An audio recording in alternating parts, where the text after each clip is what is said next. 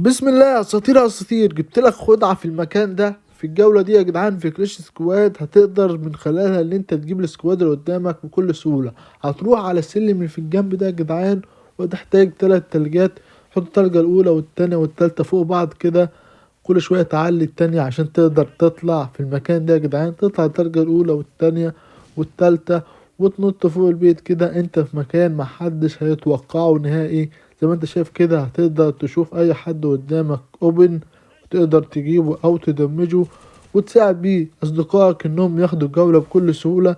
زي ما هنشوف مع بعض كده، لو حد حتى مستخبي في البيت ده تقدر تجيبه زي ما انت شايف. ولو حد دخل على سكوادك في البيت ده برضو هتقدر تشوفه وتدمجه زي ما انا عملت كده، وجبت 2 من المكان ده. المكان ده يا جدعان اسطوري، وهقدر من خلاله ان انا اخد الجولة بكل سهولة، وهقدر انزل كمان واجيب السكواد الباقي، واخد ال2 كيل الباقيين، واجيب اقوى ايس من الخدعة بتاعتي النهاردة.